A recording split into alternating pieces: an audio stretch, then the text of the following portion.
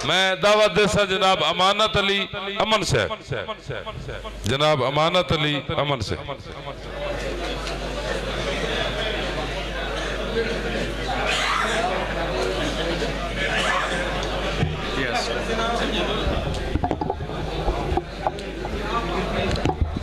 अस्सलाम वालेकुम जी। सदर ग्रामी की इजाज़त नाल मुख्तसर हाज़री के दिल विच इको दुख ही रड़की जांदा है, दिल विच इको दुख ही रड़की जांदा है, पुत्र प्यो दी पग नूं तड़की जांदा है। दिल विच इको दुख ही रड़की जांदा है, पुत्र प्यो दी पग नूं तड़की जांदा है। कैदी सुनिया नाए जद रिहाई दा, कैदी सुनिया नाए जद रिहाई दा, रूह दा पंछी थां ते फड़की जांदा है कि छेती छेती अमना पैंडा पूरा कर,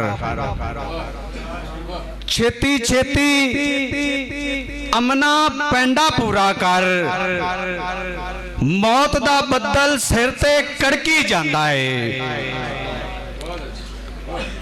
मौत दा बदल सिर ते कड़की जांदा है। एक और गजल दे चंद शेर जी के तेरे आखे हाँ नहीं मरदा, तेरे आखे हाँ नहीं मरदा, दुखा नाल मैं था नहीं मरदा,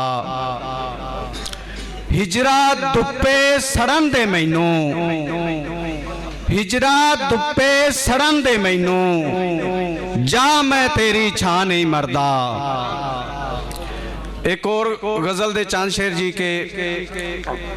के तेरे नक्शे अखां विच उलिके ने,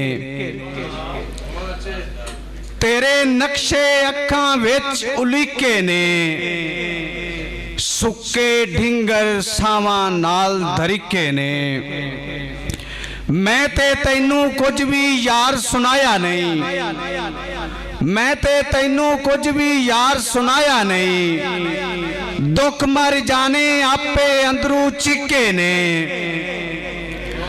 दुख मर जाने आपे अंदरू चीके ने, तुम ही उसे थां ते जाके बैठा है, तुम ही उसे थां ते जाके बैठा है, जिथे सजना साडे ढेर शरीके ने।